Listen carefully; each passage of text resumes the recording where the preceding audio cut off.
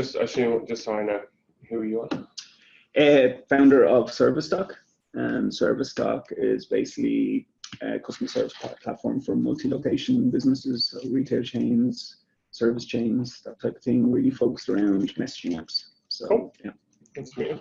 And I'm Santina, founder of Unravel, which is AI-powered browser testing. It's a developer tool. Cool. Well, nice to meet you, and nice to meet you those on the line. So I don't claim to be a genius or an expert at negotiation, but I've hopefully learned a few things, and happy to share and make this interactive. So this is a training I gave for my agency. So I have about I don't know if you know how Hubspot works, but we have 2 channels. We have the direct sales channel, so we just sell directly on the phones or in person. And then we have a partner channel where we sell through agencies. And so if we're selling marketing and sales software, they're selling their marketing and sales services. And so I have about 40 of those all over the world that I'm training to resell. So this is one of the kind of decks I've done with them. So that hopefully gives us some context. I'll keep going, but do ask some questions. This can be an interactive session. So let's start here. We'll start with the 2 in the room, I guess, then. So what's your biggest negotiation challenge, or what's a negotiation scenario you didn't do well in, or what's the question for the group around negotiation? So I'm afraid, actually, what was your name again? Santina. Santina, you're going to be picked on the whole time. Get ready. So, I mean, go for one of them, Shane. Have you got one that it doesn't have to be all 3 questions, but one of those things, a question, a challenge, a time you did badly? Negotiation challenge. I mean, yeah.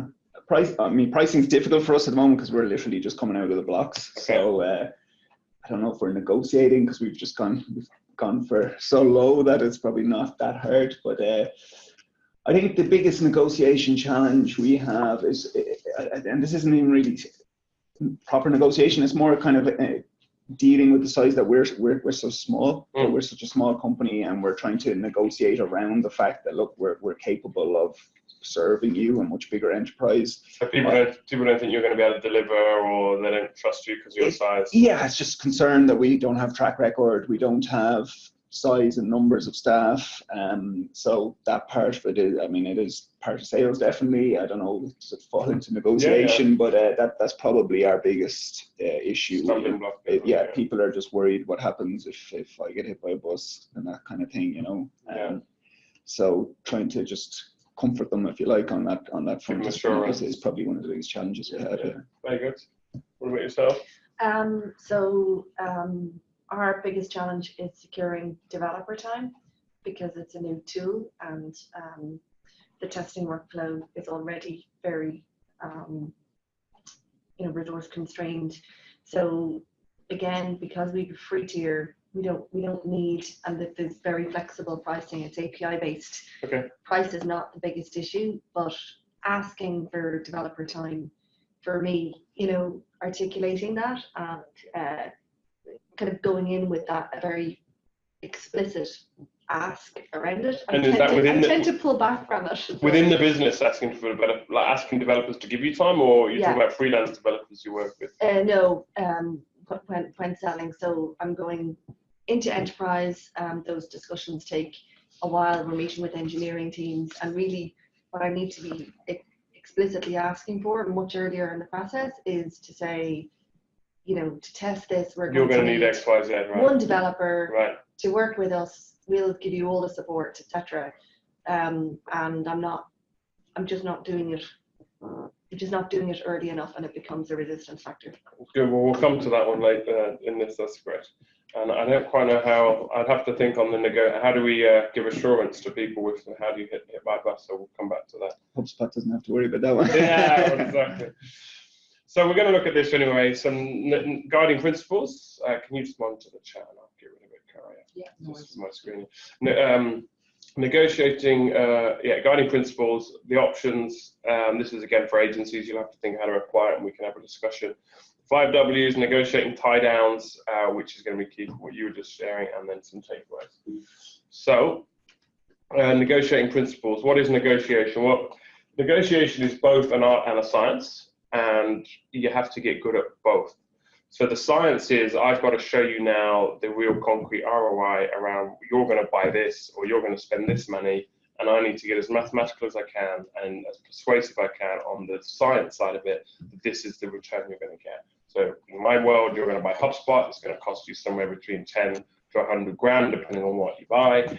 And over 2 or 3 years, this is the return you should expect based on our previous customers or based on your current marketing and sales funnel, and helping you improve that. So I start, and that's a discussion that takes a good while, not half an hour or something, just to go through, right, you're spending this, let's work out what is the average customer spend for you, what is the LTV of a customer. So if we were to get you this many customers, given your current conversion rates, if we would up your conversion rates to this to get you that many customers, given what we've seen with our track record of other customers, we should expect to see. And we're just slowly going through a very mathematical equation, as mathematical as you can make it. And it's all around current conversion, in our world, current conversions, the value of a customer, the LTV of a customer, therefore, and how we can improve conversion rates. But then on the other side, we tell a story, the art of a better world once they've engaged with us. So some people are great at the story, and they're full of examples, and like, this is what we can do, and this is how we're going to help you, and this is how we're going to solve these pains for you, and this is, imagine what it would be like when you lived in a scenario where you had this at your fingertips, etc. And if you only do one or the other, you're probably not going to be as effective at negotiating. So some people are super mathematical, which is like, cool, let's work out the ROI, let's go through the calculations, and it's a bit dry. It doesn't excite them enough. And some people are all full of the excitement of the better world and the new future they're going to exist in, and how your software, your company, your service is going to change everything. And it may be true, but they're like, I'm not sure this has substance. So in negotiation, you've got to remember it's an art and a science. And typically, we're good at one, not so good at the other, and obviously, therefore, get better at the other. So in here, we train people how to do that ROI argument, and we have spreadsheets where they take customers through, and we teach people how to tell a story. So that's the sort of, underlying some principles there. So we want to move, therefore, from being reactive to proactive. So it's to your point, I need to bring this up much earlier, so I'm not reacting at the last minute, scrambling, going, oh, we need developer time. No, we've already covered all that. I'm not reactive, I'm proactive. We want to move from talking to listening, from answering questions to asking questions. And so this is, to your scenario, maybe you can't give them every assurance you're ever going to want, but we should be able to preempt a lot more earlier on by being proactive, listening, asking the questions to unearth it really. If that's your classic objection, let's get it out really, really early. So we've got plenty of time to reassure them rather than the last minute. From being unequal, where it's like you're trying to persuade them to, we're working through a problem together. So instead of like, me and Ashley on the other side of the table, it's like Ashley's here and we're looking at the computer together going, how do we solve this? And so you want to create that equal, and we're on the same side. A linear process, just, it's like one thing to the next, so a creative process kind of working together from stressful to relaxed. So that's where we want to get to. Typically, we're on the left-hand column, we want to get to the right-hand column. So every moment with a prospect is an opportunity for negotiating, which is kind of what we're hinting at already. Every moment, the first time you meet someone to every engagement to if they become a customer, is a moment to negotiate something. And you've got to remember that. You got to think, what do I want to get out of this? Trust and collaboration are fundamental to negotiating. If that goes, and you won't have that, we're on the same side of the table. They've got to trust you. And you must have heard it, people buy from people they like. There's something about you as a person, and obviously you've been trustworthy. Set expectations by developing your value proposition, and balance what you want and what they need, which we'll come to. So basic stages in the process, and again, this has got a HubSpot, you have to do a bit of translation, and again, understand why they're interested in HubSpot. So understand why they're interested in your product. So why are you even talking? Why should they even talk to you from their side of things? Like, if you don't know the why, that's going to be huge. Create a vision for life without problems. So that's the story piece. Create that vision, like what would it be if you solved this problem? And then build value by connecting the vision with price. That's the science. So this is why we're even speaking. You have this problem, you have this challenge, you have this need, and potentially we can solve it. Now let me create a vision for you. Imagine if these problems you've been talking about are solved, and now let me build a kind of as mathematical an argument I can between that vision and the price, and then you close the deal. So let's get really nitty gritty, and then we'll go right in now, and then we'll pull out. So there's some basic principles. Here's some options. Again, this is for the agency one. Well, one of the options is you never negotiate, and you sell on value, you uncover urgency, you quote up front on sort of an annual price, and you just make it as like That's it, and you never negotiate. So in here, too many reps will quickly jump to, I'm just going to start negotiating. And I think people need to remember the default is we don't negotiate. You don't negotiate with terrorists kind of scenario. So in your mind, you're starting from a place of, if your default is I'm going to jump into negotiation, it means you don't believe in the value. So you've got to be so convinced in this value, this story, and this mathematical argument, I don't need to. And then here are some options, that agencies will use. So if they do start negotiating these things, obviously you can discount, say, something that's extra. So instead of losing, you give them something else for free. You can break out payment terms. Again, this may not translate to your world, so we can talk about what it is. But what are some of the things? So instead of paying annually, you pay quarterly or semi-annually. Maybe you could do an extended trial up front for free. Maybe you could offer a workshop. Maybe you could do something like what's called an inbound marketing assessment. Maybe you could offer them some kind of promotion. So you just got to know what your options are. But point number one is, like, there should be something in you that's not quick to negotiate. And good negotiators don't quickly go into negotiation. They go, oh, they're always kicking back because they're like, I have such value to offer you that I'm not going to jump into negotiation. And then they're thinking about, how can I negotiate where I don't lose price? So if you look at that, I haven't lost price by discounting on add-ons that they weren't necessarily going to buy. I haven't lost price by breaking out payment terms. So saying instead of annual, you can have semi-annual. I haven't lost price by giving them something up front for free. I haven't lost price by giving them a workshop for free. I haven't lost price by giving them an inbound assessment. I haven't lost anything that they feel they've gained. So my negotiation option isn't, are you going to give me 10 or 15%? It's, let me think, and we'll come to that. Important. This is the important thing. If you take nothing away from this session, take this. Never give without a get. Okay, have you ever heard that expression, Hashim? No, that's great. Yeah. It's so. So remember, every stage with your prospect is every conversation with your prospect is a moment to negotiate. What's the negotiation? I give you something, you give me something back. Too often, and particularly, I guess, again, I don't live in the startup world. I have some friends who are in startups. So, like, I know there can be a desperation that kicks in, and you can give everything away without getting stuff back. So it means if I'm going to give you anything, if I'm even going to I'm going to discount 50% on a reports add-on. I'm not even going to think about going there unless I'm going to get something back. Okay, Mr. Prospect, if I was able to help you out a little bit, and potentially I've got to see if I can do it, and you can have a bit of a game. We'll come to the games you can play in a minute. Would I be able to get in front of your CEO to do X, Y, Z? Now he's then got to answer me, yes or no. Oh, why not? Now suddenly he's on the back foot. So I'm not going to give him that. I'm not even going to say I can give him 50% off reports if he's not going to give me in front of the CEO. For example, that's one. I mean, it might not be that. Okay, if I was to do this, could I have an hour with 4 of your customers to do a quick survey on what they think of your product? Like whatever value. I mean, that might be good for you and your, so what are the things you could get back that would be hugely valuable to you to accelerate the sales process from a value side of things? And what people forget in the sales process is that we are always giving stuff for free. We're constantly giving stuff for free and not getting little things back. And obviously, the bigger thing you give, the bigger you could expect back. So if I give someone an inbound assessment, that's the IMA, inbound marketing assessment, I can't expect loads back off them because I'm giving them like a 30-minute assessment of their website. But I can definitely expect, some questions around, what budget do they have, who are the decision makers. I can get the things back that I need to know if they're going to buy. Like, I'm going to give you something for free, Mr. Prospect. Can I just clarify, like, if this was to move forward, who buy, how does the buying process work, what budget, whose budget is it? I'm going to ask some questions that are vital to me. So if you give anything, you need to get something back. We'll come to it. So here are loads of examples. Okay, the seller does an inbound assessment. I don't know what an inbound assessment in your world is, but we all have versions of it. So let me come and do an analysis of your current situation so we could think if there's a potential to work together. And what I get back is all this data about their website, about their traffic, about their funnel. Like, that's amazing for me to then use later. If I give them a competitors report, so, okay, cool, why don't I, and we have a competitors report in Hubspot, I'll get GPCT. This is an acronym we use in sales here, which is goals, plans, challenges, and timeline. If I'm going to give you something like a competitors report, I'm going to get all your goals, all your plans, all your challenges, all your timeline. I won't go through everything in such detail, but you get the idea. If I give you some tips, I get the org chart. If I give you the pricing options, I get the database side, which is how we quote pricing here.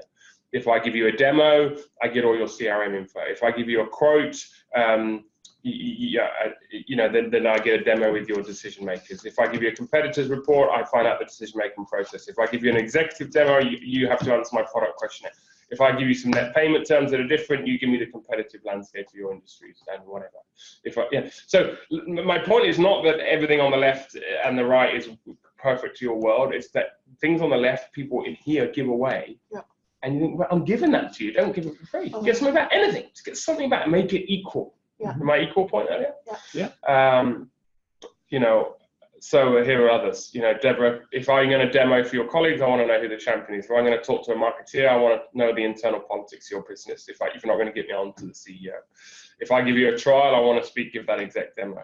If I'm going to give a discount, I want an exact commitment date. I'm not, if I get this for you, you're telling me you are able to sign on the 1st of December, and you're going to ask your CEO, and in fact, probably I need to speak to your CEO to confirm that he's going to be able to sign. Is that okay? So I'm not even going to give that away until they said, yes, you can speak to my CEO, but I'm going to prepare him that he's going to sign on the 1st of December. Now I've got the CEO on the phone agreeing, and I'm going, cool. So if I get that approved, you're good to go. Rather than if I get that approved, you might hang around and not do anything with it. Mm-hmm. I'm going to get 100% commitment back from him. So you probably need to just have a really simple thing in your worlds of what's the left-hand column, the things that you don't realize you're giving away for free all the time, advice, tips, training, resources, and what's the things in the right column you want to help you in your sales process.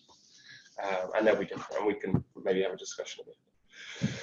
So dangers of negotiation to avoid losing credibility, making the sale about us instead of them. We might give away something that we didn't need to be given away. So obviously losing credibility goes without saying. If in some way you've said something that then's not true, or you just react in the moment and you're like, oh, I have to take that back, all that kind of stuff. You've got to, none of that can happen. Making the sale about us instead of them. So do you remember I said the whole point is this equal side, we're on the same side of the table. There's a way of positioning things that's basically like, I'm desperate, and there's a way of positioning things that's like, this is going to add value to you. And you've got to learn to change the story. Instead of saying something like, again, people do that in here, a lot, like, we're working to our quarter end and it's the end of the year and I really need it because, I need to hit my annual target before December 30th. Now, the buyer has all the power because he's got the rep and he's going, oh, great, this person's going to just do anything to sell me because he's got to hit his annual target before the end of the year, because it was all about the seller. But if you said something like, what I understand, Mr. Prospect, is that you need to get going. You need to have the results by March. It's going to take 2 or 3 months for you to ramp up and on board and do the training. And if you're really going to be motoring when you hire that person in March and look for those results, you need to get it going in December. Is that right? One story is about me and the fact that I've got to hit my annual number. And that's a really extreme one. The other one's about them and their timelines and what they're going to hire someone and they need it all in place by then. And again, it's learning how to tell a different story of why they should move forward or why they should engage that isn't like what I need or what they need. And so to do that, we're going to come to it now. You've really got to know their business inside out, back to front, their pains, their goals, their consequences of inaction. We'll come to some of these things. Make the sale about us instead of them, like how are we going to help you move forward. And then we might give something away that they don't need to be given away. So unless you're asking the questions, you might go, well, I could give you a 10% discount. They're like, oh, I don't really need that. All I needed was to go to credit card payments. And you're like, oh, no, I've given it away. And so again, you're just thinking, so you just kind of go, well, what would help you? And ask questions. They don't give something away when they weren't even looking for it, but now you've given it away. And that happens again. There's a nervousness. If your starting point is I don't negotiate and you're just like, oh, how do I give this away? Then you'll fall into that. Okay. If you're losing too much at the negotiation table, so maybe you guys can have a think about this, go back and review your entire sales process from start to finish. I said a minute ago, you've got to make it about them and about us rather than about me, okay? So ask yourself these questions. What part of my call are just feature-driven, so from a Hubspot perspective? It's not about their business, it's about my features, my product. How much do I know about what the prospect values, their goals, their motivations? In here, we talk about 3 levels that you want to be getting. I think this is still coming up on the screen. Yeah, great. You talk about 3 levels. So, and this, there's 2 funnels. If you've done Sandler sales training, if you haven't, just go and type in Sandler and you'll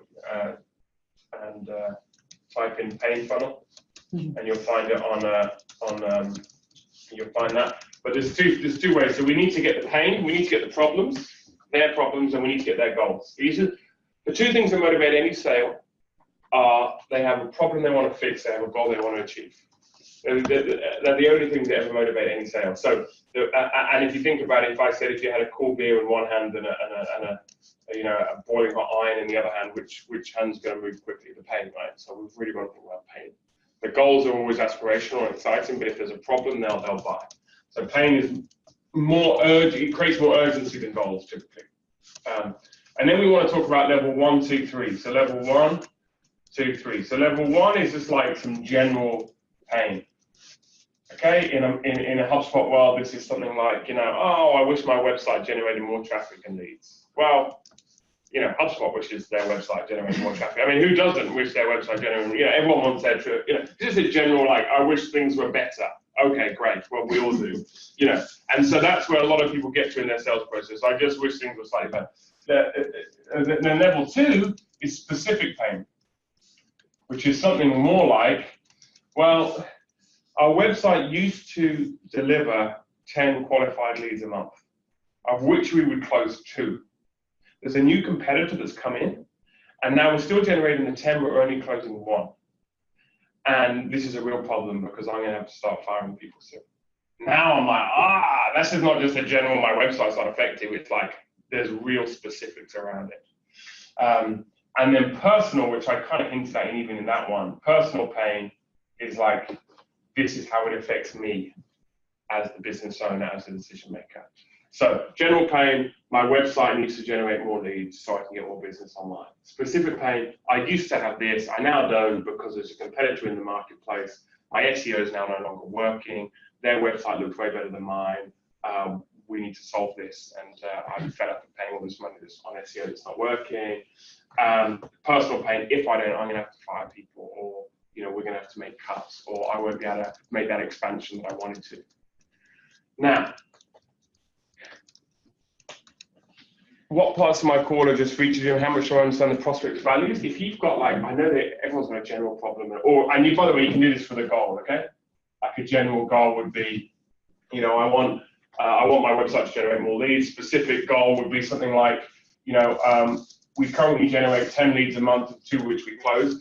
I need that to be 15 leads to close 3. I need to just up the numbers by 50% by March 2018 because my plan is to hire another salesperson.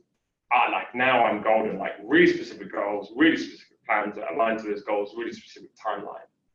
Personal pain, if I don't, I'm still going to have to do the sales and I won't see my wife. Now we're in a real different place when I try and sell to this person because we'll come to I really understood his life, what I like. Does that make sense? So this isn't a feature-driven HubSpot or anything. This is how much do I understand what they value. So am I speaking in terms aligned with their lens of interpretation? Have I created a vision for them? Do I have all the 5 W's, which I'll come to? Revise your process to set viable cost expectations. I cannot stress that most of negotiation happens or fails to happen if you don't have the deep value of their personal, certainly their business, their specific business pain and goals. But if you can get to that personal one, then you're away. So, I've had German CEOs say to me, Steve, I'm bored out of my brains. I've been running this agency for 20 years. I want to do something different. And I'd hate to be doing this for another 5 years. I mean, there's a real personal motivation. It's like, why would you come on HubSpot? Because there's something alternative, attractive, different. I'm bored, I've had people say to me, I'm going to get divorced if I don't. Now, they say it tongue in cheek, but there's also, they literally have no work-life balance. And they're like, I need to not have all this craziness. If you've got a system that helps me run my business smoothly. I've definitely had people talking about firing and all that kind of stuff and what that means. I once lost a deal to an agency who bought Infusionsoft, which is a cheap version of HubSpot and not very good compared to us. I was just going out to the world. Edit that out. Infusionsoft is one of our trusted partners. So, but what happened was I hadn't created the value for it. 2 years later, he came back and bought Hubspot, and he's now probably one of my more successful agencies. And we were out for dinner in Dublin when I invited him over for training about 6 months ago, and he said, Steve, Infusionsoft cost me my marriage. He said, I have divorced, and it was because I went into a black hole for 2 years because this tool ruined my business of 30 people, and the whole business went down because I got the wrong tool in. And I remember saying to him, and I didn't create the value for you to get, but then he loves Hubspot. Now, yeah, he wasn't blaming Infusionsoft literally for the failures, but there was something that it really had a massive effect for his whole life. And, now, guess what I do? I use that story when I'm telling someone, Infusionsoft's great, but if you want something to scale. Do you understand, though? Like, and slightly, you get the point now. It's just, there's like, he's talking, anyway, you can laugh at me, you can laugh at me, people do. There we go. Right, the 5 W's. So how do we qualify? Before we negotiate, have we got the 5 W's? The who. Who are you negotiating with? Make sure all parties who have decision who make decision have come to agreement that they actually want what you are offering. Make sure all decision makers are on the line, partners and wives. Avoid negotiating with an influencer. They're only authorized to say no or maybe. So if you haven't got the person that's going to sign off, you should not be negotiating. Hence why my example earlier, which is, if I do this, are you going to give me that phone call to the CEO so I can just double check it? Otherwise, I'm negotiating with someone thinking, sorry, the CEO said no, or whatever. So until you've got the person in the room or on the phone, or you will come down to it on email, then you shouldn't be. And make sure they actually want to decide something. They might decide no, but have you basically got to the point where they're saying, actually, we want to make a decision on this? Yes or no? I'm like, fine. If you might say no to me, which would be painful for me, but at least I know you're ready to make a decision, and you're leaving the room, rather than, well, we're just still thinking about it. Well, why are we negotiating? You haven't decided you want this. So is there anyone else? These are questions you can use. Anyone else that you need to consult before making a decision? Who, in addition to yourself, is involved with making the final decision? Are they in the loop? Are they fully on board? Did they mention any concern? What were they? And you just ask lots of questions about who. Okay. When I kind of just hinted at this one with the who. If they're not ready to make a decision now, it's too early to negotiate. So you need to ask them. If they say, "Oh, what could you do for me?" Shane, you go, "Well, we can come to that. Are you ready to make a buying decision?" Well, why are you asking me what I could do for you if you're not ready to make a decision? That's my get back. Oh, we're not sure. Well, what are your timeframes, Mr. Prospect? Oh, well, we're still thinking sometime in 2018. Anywhere in 2018? No. Okay. Well, tell you what. We can definitely have the commercial conversation. It just feels like it's too early. I'm in control. It is an equal conversation. I'm not just going to be like, a dog that they throw a bone to and I run back with an answer, which is typically that we lose that power.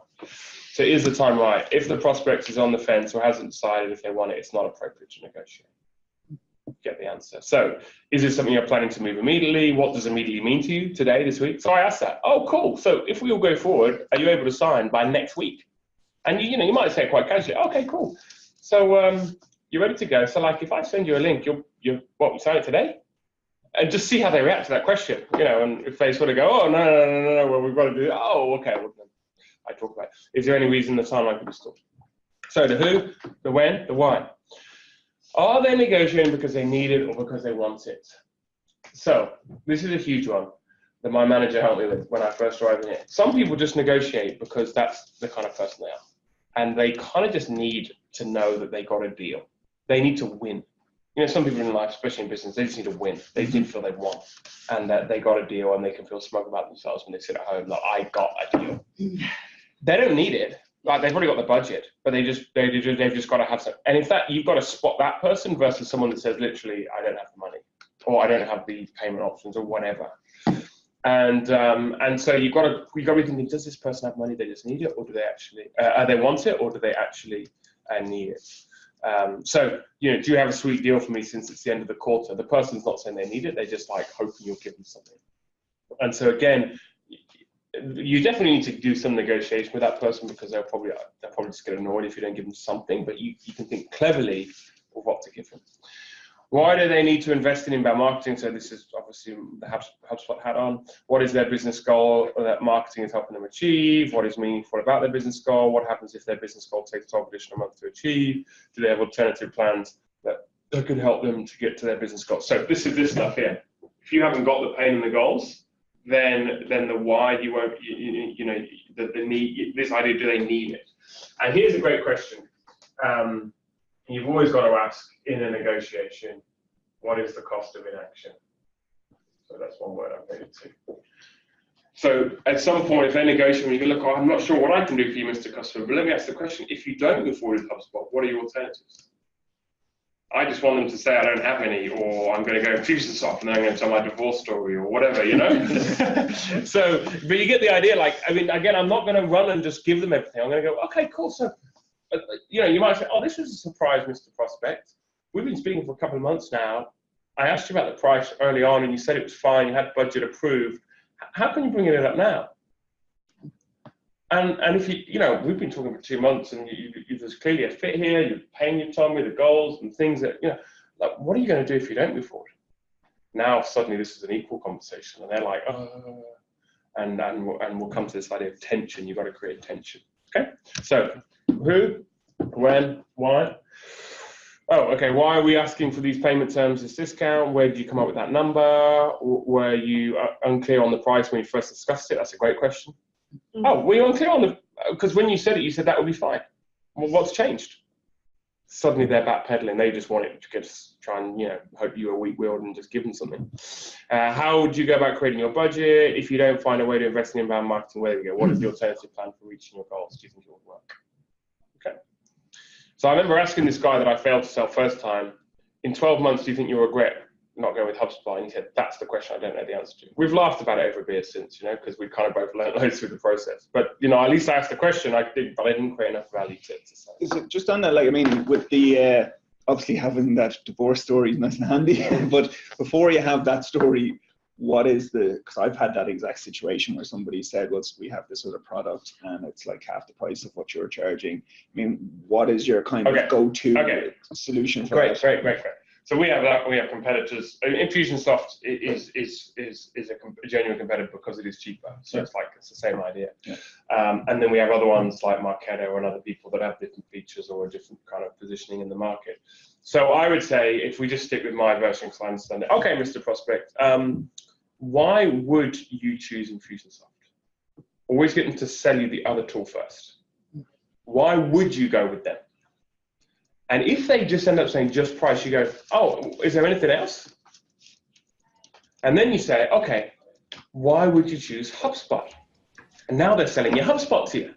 So you want them to sell to you both products. And you always start with the competitor, because they'll quickly jump into it if they've really got reasons, or they'll find they haven't, you know, and they're like, oh, it's just the price is cheaper. So, you know, why would you buy it? Well, it's got some nice, just because it's half the price. Okay, is there anything else why you buy Infusionsoft? Anything else? Oh, okay, so it's just price. Yeah. Okay. Well, why would you, oh, actually, here's another question I'd ask first. Well, why don't you then? That's even better. Then they'll sell HubSpot to me without me asking to sell HubSpot, you know. So, first question, why would you buy Infusionsoft? And it'll be on price. So it's just price and nothing else. Okay, why don't you then? And then they'll say, well, HubSpot has this and that, and then I go, oh. Then I'll say, are you going to make this decision based on value or price? That'll be my next question. And you notice I'm just asking really poignant questions. I'm not trying to pitch my HubSpot to them. They're going to pitch it back to me. And then I'm going to say, and typically they'll be like, some people will get it and go, okay, you're right, Steve. You're right, I need HubSpot because I've just told you all the reasons. Most people will say both. You know, I want the tool, but at least now I've got them saying I want the tool. I just need the right price. Okay, so let me just be clear, Mr. Prospect. You know, you want HubSpot. You think it's a better tool, has more to offer, solves these pains and problems, and help you achieve these goals more effectively than Infusionsoft. But the price is something for you. But if we can do something on the price, you're ready to go. So now I've really got that person saying, all I really care about, I love HubSpot, I just need to help with the price a little bit. And then I can say, okay, what were you hoping for? Always get them to go first, we're going to come to this. And then my first reaction, do you know what my first reaction is to what are your, so they say, oh, I was hoping you give me a 50% discount. Do you know what? Basically like, sorry, it's game over. Yeah. Sorry, it's game over, because they've just told me they don't want Infusionsoft, they want HubSpot. So I'm going to, no, sorry, it's game over. I just can't get it. Look at that. If you said 5 or 10%, I might be able to do that. And then we go from there. you know.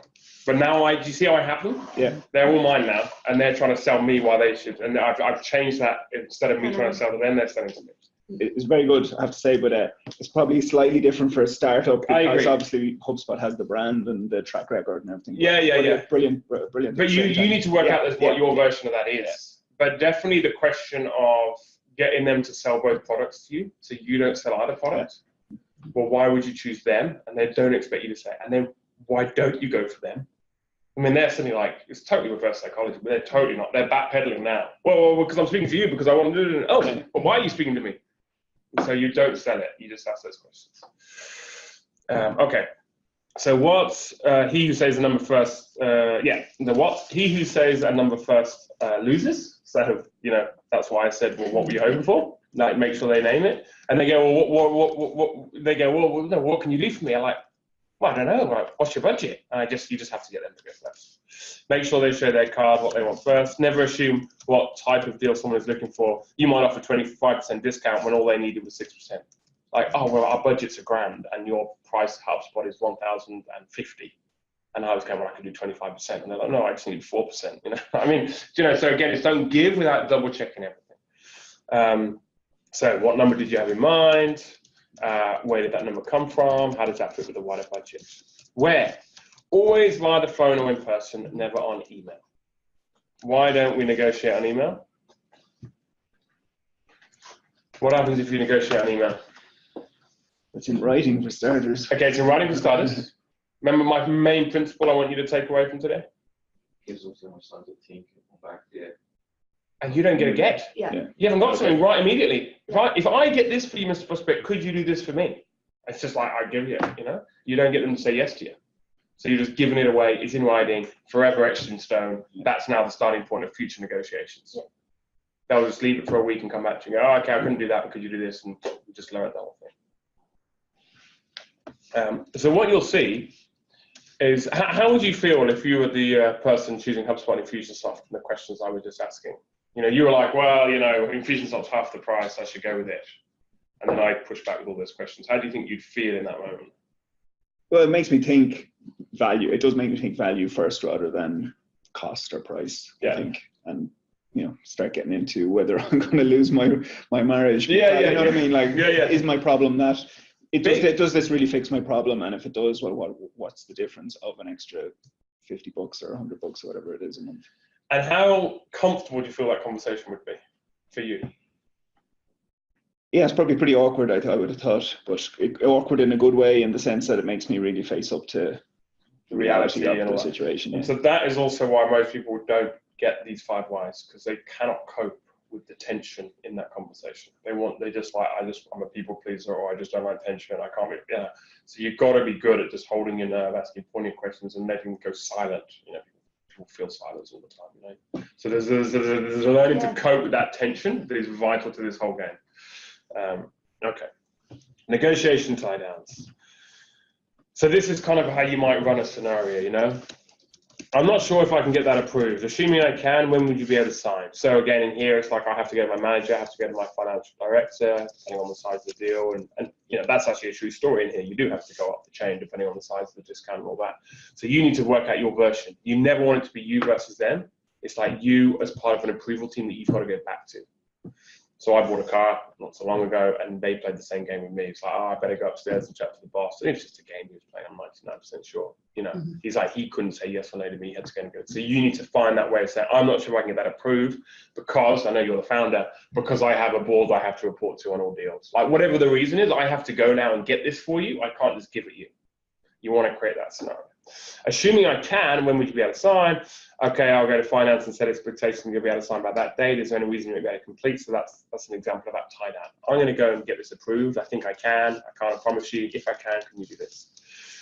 Okay, if I get, you know, quarterly payment terms, or that, you know, 50% on the reporting add-on, or, you know, that free ticket to the inbound conference, is there any reason why you wouldn't be able to move forward within the timeline discussed? Are you sure? So like, if I get this, are you going to do this? It's always a give and a get.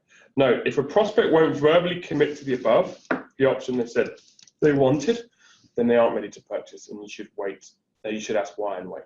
So if they won't say yes to these questions when you're giving away something, then we've talked about that. closing the loop. Never leave a negotiation open-ended. Always have time on the calendar as to when you will either talk to them again or when you'll have the paperwork back. So, okay, Asheen, so if I get this thing for you, you want HubSpot, you see the value, you know it's going to really help your business scale. You've looked at Infusionsoft, and while it's cheaper, you know it's not as comprehensive. So we've talked about maybe if I can get into quarterly payments, we'll throw in the reports. And I don't know if I can pull this off, but let me see if I can go and get you that 12% discount, which was about to get 1 month for free. If I can do all that, I'm going to come back to you. Are you free at 3 o'clock today just for me to come back and we'll get it all signed off? So I've lined everything up and I say, this is the next step, this is exactly how it happens, or whatever. Okay, there we go. There you go. I didn't even know this was in my deck. It's 3 o'clock this afternoon, enough time to have the paperwork done. No, what time have we released? So I'm going to get him to go through every step. Next, okay, I'm going to send you an invite, Asheen. Your email is this. I'm just going to put that now. Is that okay? So you've got to get back to me. Great. Look at this. I'll send the calendar invite. Off we go. Okay, and then this is HubSpot internally. So here are the kind of these are the various things you can do without giving anything away, any price away. So these are things I'm going to go to first, like the different payment options, the different invoice options, the longer contract commitment, paid trials up front, so you can get something like cheaper up front, post-take, all kinds of things. So I'm going to start there. So key takeaways. The first person to give a number is this. Never negotiate unless you have your 5 Ws. You're going in too soon or with the wrong people or without the value. Always negotiate over the phone, face-to-face, never over email. When, other than the list price, no option is set in concrete. There are options or ideas. There are no monthly promos, i.e., it's that no negotiation thing. No, we don't have a standard thing in here. Like I have to go and fight for this. Every time I have to fight for something for you. I think I want to take you through that scenario, and I can put it in one of these. I just want to walk through. Yeah. So value. Okay. So can you see that? It's in my notes underneath. So I put this in. So just to go through this, get the facts. Okay, so that's the first thing. What's the value? Why do they want the product? And then what's their budget? All that kind of stuff. So get all the whys. Don't get defensive, but you do need to push back. And this is that challenge of saying like, well, why? And you didn't need this before. Why do you need it now? Where's all this coming from? Okay, so that's get the facts, get the 5 whys, get the value of the goals and the pains, and then push back a bit with the you mentioned before. If you haven't read The Challenge of Sale, that's the other book I would suggest you read. Challenger Sale by, I think it's Dixon. And HubSpot have a 16-page PDF summary that you can go and download instead. Okay. So let's say, okay, here's my example. They say, okay, we can't afford 10K. So my question I put to you guys a minute ago, what do you do next? First question, why not? Get them to talk to you. Second question, from a HubSpot perspective, is this a budget or a cash flow issue? Because if it's cash flow, we just break down the payment options. We don't need a discount. I just can't pay it all up front. Then it's, well, what budget do you have? So again, I'm just asking questions now. I'm not jumping into a negotiation game. I'm getting more facts. What ROI would you expect on that? And I told you what does a customer pay you? What's the LTV? We've worked all through this performance to customer. We should expect this. Why are you now, 10K for 100K return? Like why? What's the problem? Then, this is another question you could ask, actually, in your scenario. Are you not convinced HubSpot is the right choice for you? That's another great question. They have to really say no to you, but they're not going to do that because they're negotiating. Then they're going to sell back your product. No, because I think this. Oh, okay. Why would you go Marketo? That was my example. Then get them to sell the other product. Okay, so why would you go HubSpot? Then what are your alternatives? What's the cost of inaction if you don't do this? And then what price could you make? Get them to name first. Then, Asheen had it right. What's your initial response? There's not a chance. And I use this kind of line here, which is, again, this isn't all a story. This isn't all just a sales game. This is actually true. If they want 50% discount on a standard HubSpot deal, I can't get that for them, right? So if this was an enterprise 500,000 contacts HubSpot license, I'm pretty certain I could get what you're asking for. But you're buying a very standard HubSpot, which we have not great margins on. And I've seen like 5 to 12% discounts given on those things, but like never 50%. So I give the example, like, if you were buying like this amazing, huge product, of course you get a big discount, but you're not. You're just buying the standard thing. So that's the game I'd play. And as I said, it's not actually a game. That's true. We can't really get above certain discounts depending on the size of the deal. But this is a standard deal, and margin's not great for us, not a chance. Then you go silent. Then you go awkward. It's like, not a chance. If you're about then they feel that silence. Get them to move. Maybe they suddenly, often what happens, they go, okay, well, if you can't do 50%, could you do 30? All I've done is one kickback, and they've dropped 20%. I haven't even named a price. Then you say, and then, if I was able to get that, I didn't think I'd get 30, but if we were able to get like 15, and suddenly I've gone from 50 to 50. Get it? So that's that kind of works example. It'd be in the deck, so you can sort of follow through how you would do it in the moment. But most of it starts in this kind of value bit. Get the facts, the value around goals and pains and level 3. Okay. Hopefully that's been helpful.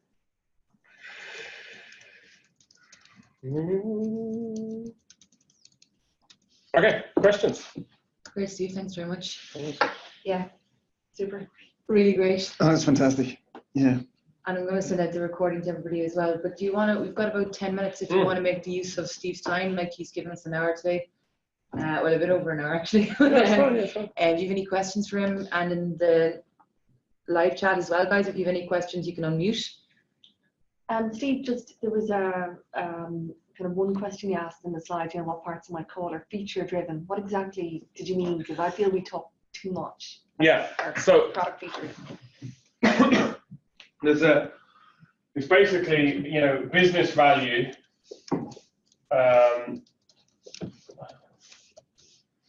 versus, my product. So in a sale process, you want to be making sure you're diving into their business value and not my product. Yeah. And that's not, there's better ways of putting this. I'm just thinking off the fly, but that's what I mean. So instead of going, well, we've got this and we've got that and you could do this and you could, no. Like, why are we even talking? What's your biggest challenge, Mr. CEO? In the last 12 months, what have been the 3 or 4 things that have kept you up at night? In the next 12 months, if everything was to go well, what would it look like? Now I'm into his pain and goals. Oh, well, what's going to stop you in those goals? And you say you want to move from 5 million to 10 million. Like, how quickly do you want to do that? Where did that number come from? Why is that important to you? So it's just asking business questions rather than, hey, can I show you my nice shiny product? Yeah. So so when you think back to your sales process, was it always you pitching? Mm-hmm. We do this, we do that, we can do this. We're really cool. Yeah. Versus, hey, we are a new startup in the market that's helping companies of 10 to 50 size do X, Y, Z. Yeah. Now, what I can understand from your business, Mr. CEO, is that you're about 50 people strong. Tell me, what do you have at the moment for your service desk options in different locations? I mean, that's probably too straight in, but you get the point. It's like, so how do you manage your tickets?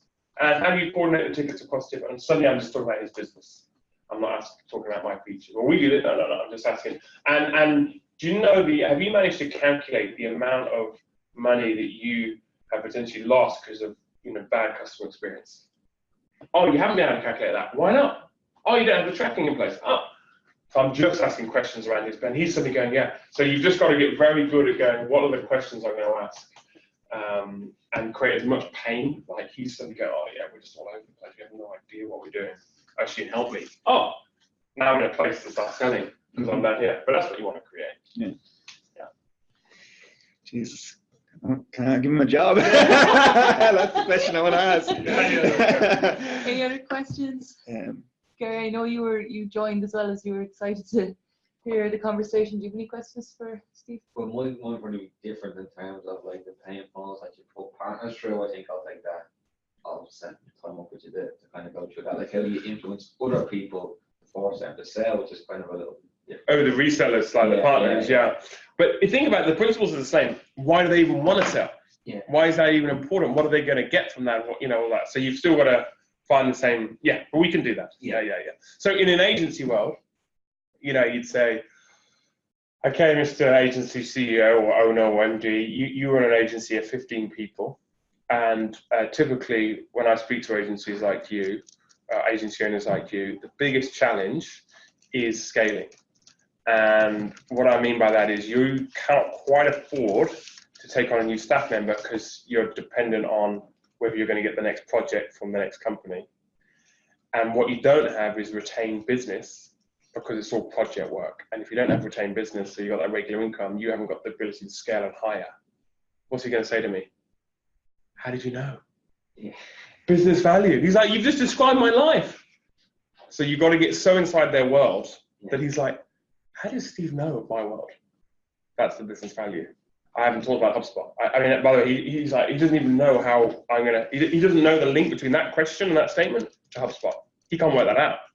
I'm going to then build that out for him, but I know his business pain so well. Yeah. And in terms of when people need to buy, that's one of the big problems we have is people say, oh, I love the product, love it, yeah, lots of problems. And then getting them to go to the next level is to actually sign the piece of paper is very challenging for us. Like, I think you did some of it in there, but I mean, any tricks in terms of getting them to that point and kind of accelerating the process? Okay, so this is a question around qualification. Yeah. So it's like the ultimate, it's that give-get scenario. So we have in here GP, CT, BA, CI.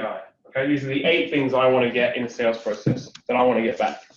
If I get these things, I know they're going to buy. Absolutely, I don't know, but you're in that place where you've got control. Yeah. Because if what you've just described is a classic scenario I'm giving, so I've got no control. I don't know if they're going to buy, when they're going to buy.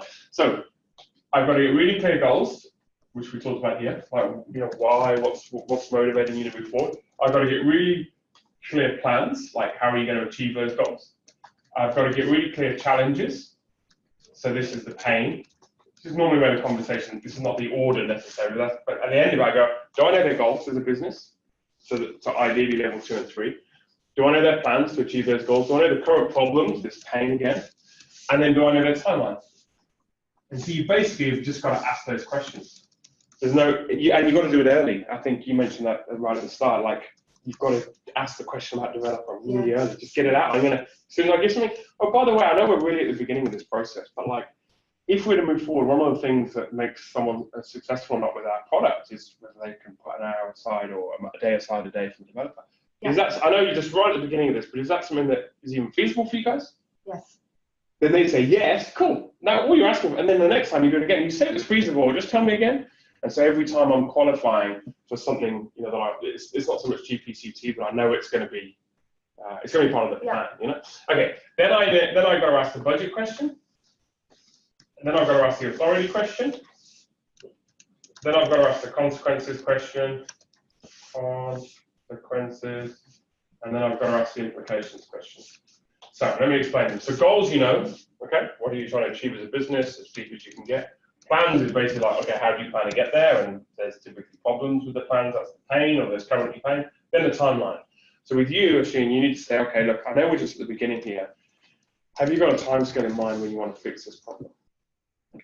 In an ideal world, if this all goes well, when would you have a solution in place? And it's like a kid, right? If I got 2 kids, if my kid asked me, why is the grass green? And I say, well, it's because it has some chemical in it. And then they go, why? And then I say, well, I think the chemical comes from the ground. And then they go, why? And they just keep asking. And at 5 whys, they give up, apparently, kids. And eventually I'll say, because God made it that way. That's the final thing or whatever. But my point is, don't accept their first answer. If the issue is timeline, like moving forward, you go, so when would you like to move forward, Mr. Prospect? And they say, January. Oh, why? Oh, have you got a plan in place? What's got to happen between now and January? So I'm not going to accept that first answer because I'm qualifying them to go, easy, really going to move forward in January. And you do that with all of them. So then budget. So Mr. Prospect, I know we're at early stages in the conversation here, but you say you want to move forward, in March 2018. Are you finalising your budget for next year now? Have you put this into the budget? What is the budget for you? How would a budget get approved? Who has to sign off on that? I'm not going to take their first answer. I'm going to ask you for budget questions. Same with authority. Okay, Mr. Prospect, you say the CEO's got to sign. Will I get a chance to chat with him, or how's that going to work? So I'd need to chat more, but I imagine you're getting maybe a one quick answer back on these, and you're going, okay, cool, rather than, and that's where the tension and awkwardness comes in, because man, you're putting me under the gun a bit. Yeah, and just the authority question, like, how do you actually ask that question? Okay. Because I'm terrible at asking. Okay, there you go. So you see it, and it's good for you to explain. I'm terrified of asking. So you realise the problem is with the fear of asking, the tension. So that's why some of this is not a skill thing. It's I hate that. Yeah. So here's we go. Okay, Sheen. So you're interested in HubSpot. We just took first conversation here, or maybe second conversation. If this was to go all the way through to you becoming a HubSpot customer, who would need to be involved to get that signed up? That's a very gentle question. Mm-hmm. Who else but you? Who else on your team? Like you can feel including them. But I definitely would go stronger if I know they're an influencer. That'd be my start. But by the end, I'd be like, so here's how you do it. Here's a few more questions you can ask. Another question you can ask is, have you ever signed off on software before? How was that software signed off? Who signed it off? How long did it take to get signed off? So you go to the previous purchase history that they have made with software companies.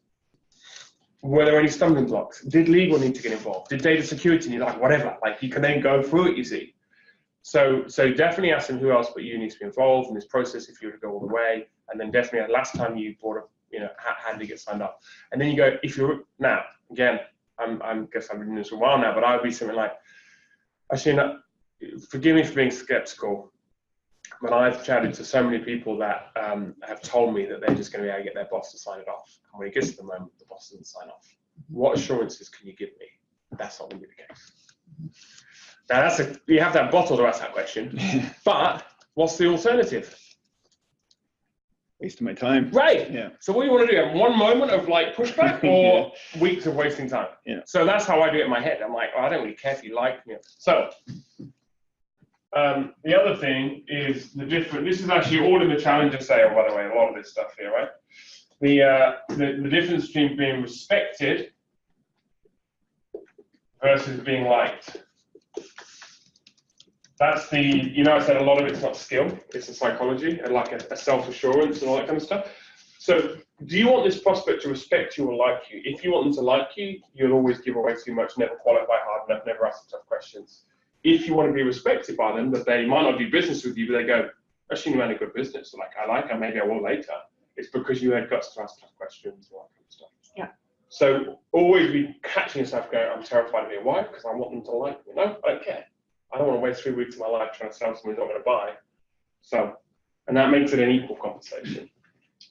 Yeah. Great, Steve. We're kind of up to the time. I just saw your calendar pop up there, so I That's think it, you're okay. kind of got another appointment. But really, thanks very much for your time today. No. Yeah, well, Fantastic.